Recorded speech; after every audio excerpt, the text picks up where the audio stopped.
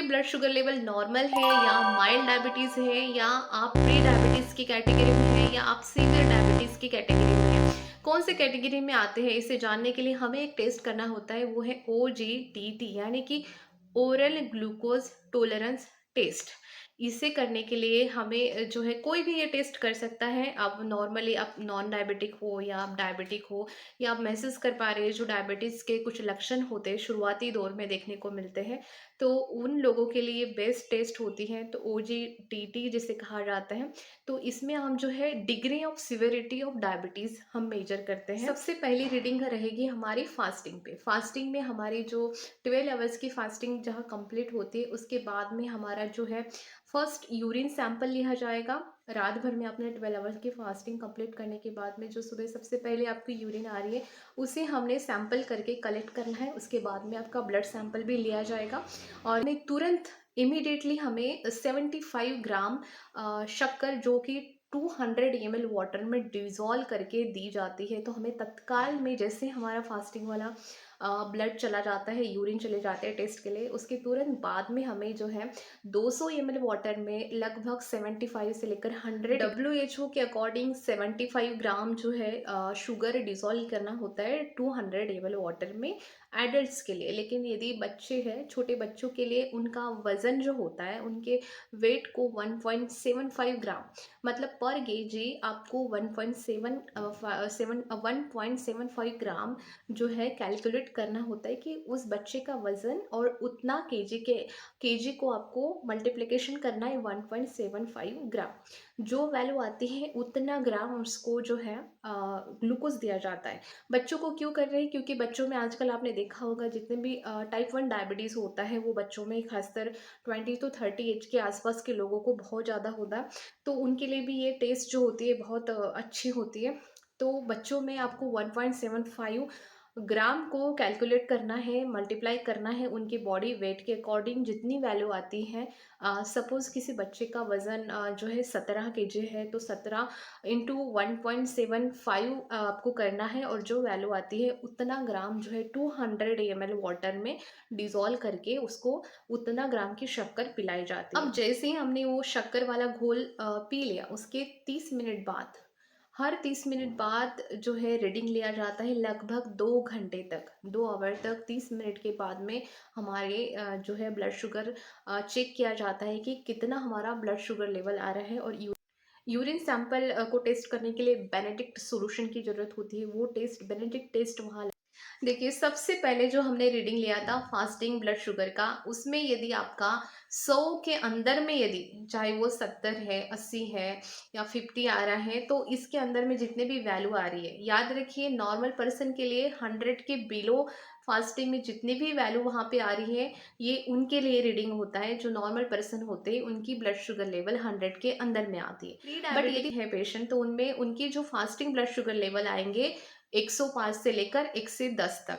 यदि आपके blood sugar level 1 से 5 या 1 से 10 फास्टिंग में आते हैं तो आप जो है प्री डायबिटिक की कैटेगरी में आते हैं। डायबिटिक पेशेंट के लिए 115 से लेकर 120 तक यदि आपका ब्लड शुगर लेवल फास्टिंग वाला रीडिंग आता है तो आप जो होते हैं माइल्ड डायबिटिक पर्सन की कैटेगरी में आते हैं। अब जिनको डायबिटीज़ बन गए हैं या जिनको सीवियर डायबिटीज़ है उनका जो वो आएंगे 1 से 50 से लेकर 160 तक। यदि आपके याद रखिए यदि 100 के बिलो आ रहे हैं तो आप सामान्य पर्सन हैं। यदि 1 से 5 से लेकर 110 के कैटेगरी में आ रहे हैं तो आप प्री डायबिटिक की कैटेगरी में हैं। यदि 1 से 115 से लेकर 120 के कैटेगरी में आपका फास्टिंग ब्लड शुगर लेवल आ रहा है तो आप माइल्ड डायबिटीज़ है। और यदि 100 की नॉर्मल पर्सन के लिए कितनी होती है प्री डायबिटीज़ और माइल्ड डायबिटीज़ और डायबिटिक पेशेंट के लिए जो पीक होता है ब्लड शुगर लेवल का, पीक यानी कि उस समय में उनकी जो शुगर है वो हाईएस्ट होती है। जैसे हमने पहले रीडिंग फास्टिंग की ली थी और सेकंड जो है हमने 75 ग्राम शुगर जो है 200 ml में वाटर में डिज़ोल्व करके वो पर्सन को हमने पिलाया था। तो उसके बाद में उनकी शुगर कब ज़्यादा हाईएस्ट आई थी, तो वो जो है उसका पीक नॉर्मल पर्सन के लिए आता है 30 मिनट के बाद। यानी कि जैसे ही आपने वो शुगर सॉल्यूशन उनको पिलाया तो उसके तुरंत 30 मिनट के बाद में उनकी सबसे ज़्यादा ब्लड शुगर लेवल यानी कि सबसे ज़्यादा पीक हाईएस्ट पीक वहाँ पे आया था। तो जो प्री डायबिटिक पेशेंट है उनके लिए जो है जो पीक होगा वो 160 और 150 160 के बीच में उनका पीक आता है और डिक्रीज होना चालू हो जाता है, क्योंकि जो शुगर है वो एब्जॉर्ब नहीं हो पाती, यूरिन थ्रू जो है एक्सक्रीट कर दिया जाता है। अब यदि आप माइल्ड डायबिटीज है तो आपका जो पीक आएगा वो भी 1 घंटे के 1 आवर के बाद में ही आएगा, लेकिन उसकी जो वैल्यू है वो आएगी 150 से लेकर 160। अब यदि आप डायबिटीज है तो आपका जो ब्लड शुगर लेवल का आएगा और ये मेंटेन रहेगा 1 से 2 घंटे तक, एक स्टेडी मेंटेन रहेगा पीक, और उसके बाद में उसकी जो ब्लड शुगर लेवल आएगी वो 320 से लेकर 350, यानी कि 320 से लेकर 350 तक भी है। आपकी जो शुगर लेवल वहाँ बढ़ सकती है 1 घंटे के बाद में, पीक आने के बाद। जैसे आपने वो शुगर सोल्यूशन पी लिया उसके तुरंत 1 घंटे बाद आपका पीक आना चालू हो जाएगा। और जिस तो जो पीक आता है 30 मिनट के बाद में आता है नॉर्मल में, लेकिन ये जो है ब्लड शुगर लेवल नॉर्मल आना कब चालू हो जाते हैं, मतलब रिटर्न टू फास्टिंग लेवल तक कब आ सकता है, जब हमने वो शुगर सोल्यूशन पिलाया था या पिया था उसके 1 से लेकर 1.5 घंटे तक आपका जो ब्लड शुगर लेवल है नॉर्मल आना चालू हो जाता है नॉर्मल पर्सन की कैटेगरी में। पर यदि आप प्री डायबिटिक है तो आपका जो नॉर्मल वाला जो रीडिंग है जो फास्टिंग में हमने लिया था वो आने के लिए आपको लगभग 3 घंटे, प्री डायबिटिक लगभग 3 घंटे के बाद में वो रिटर्न टू फास्टिंग लेवल तक आ सकता है, मतलब जो पहले हमारी रीडिंग थी उतनी आने के लिए 3 घंटे का समय लगता है। थिंग्स जो है माइल्ड डायबिटीज़ है उन्हीं के लिए भी 3 घंटे के बाद में जो है उनके नॉर्मल ब्लड शुगर लेवल आना चालू हो जाता है, और यदि आप सीवियर डायबिटिक की कैटेगरी में है तो आपको 4 घंटे, 4 से 5 घंटे लग सकते हैं। तो ये वैल्यूज़ थे हमारे ब्लड शुगर लेवल के। अब बात करते हैं यूरिन के, क्योंकि हमने यूरिन का भी सैंपल लिया था आफ्टर इंजेक्टिंग शुगर सिरप। तो यूरिन का जो सैंपल है, यदि आप बिल्कुल भी आपको शुगर नहीं है, आप नॉर्मल पर्सन है, तो आपका बिल्कुल भी आपके यूरिन में किसी भी प्रकार का ग्लूकोज नहीं देखा जाएगा। प्री डायबिटिक की केस में भी बिल्कुल भी आपके यूरिन सैंपल में ग्लूकोज नहीं देखा जाएगा। बट आप माइल्ड डायबिटिक की कैटेगरी में है तो 1 से 3% तक आपके यूरिन सैंपल में ग्लूकोज पाया जाएगा। यदि आप सीवियर, आप यदि डायबिटिक पेशेंट है तो आपके जो यूरिन सैंपल में लगभग 5 से 7% OGTT जो टेस्ट है आप घर में भी कर सकते हैं। यदि आपके पास में जो ब्लड ग्लूकोज लेवल मेजर करने की मशीन है, या आपको बेनेडिक टेस्ट आती है जो यूरिन सैंपल के लिए लगती है, तो आप घर में ही खुद को कैटेगराइज कर सकते हैं कि आप नॉर्मल पर्सन हैं, या आप माइल्ड डायबिटिक के कैटेगरी में आते हैं, आप प्री डायबिटिक की कैटेगरी में आते हैं, या सीवियरिटी के फॉर्म में आते हैं। देखिए ये टेस्ट क्यों करना ज़रूरी है, आप जानते होंगे कि प्री डायबिटिक को रिवर्स करना या माइल्ड डायबिटिक पेशेंट को जो है ठीक करना, नॉर्मलाइज़ करना आसान होता है, बट एक बार यदि आपको डायबिटीज़ बन जाए तो उसको नॉर्मल करना या इसको पूरी तरह से ठीक करना लगभग इम्पॉसिबल होता है। तो यदि हम समय रहते कई बार ऐसा होता है कि हमें बहुत सिग्नल मिलते हैं बॉडी के थ्रू, बॉडी हमें बहुत बार बताने के प्रयास करते हैं, बट हम इग्नोर कर देते हैं।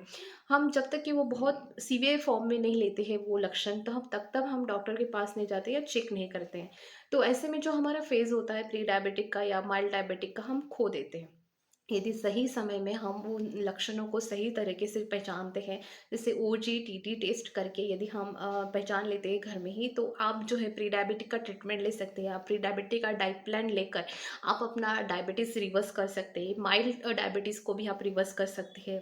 पर जो सीवियर फॉर्म होता है डायबिट का, उसे रिटर्न करना या रिवर्स करना लगभग नामुमकिन होता है। तो इसीलिए आप जितना हो सके, यदि आपके घर में किट अवेलेबल है ब्लड शुगर लेवल मेज़र करने की, और आप 30 प्लस हैं, या जो टाइप 1 डायबिटीज़ होता है जुवेनाइल फेज़ में होता है, मतलब ये लगभग 30 के अंदर में ही होता है, बट ये किसी को भी हो सकता है।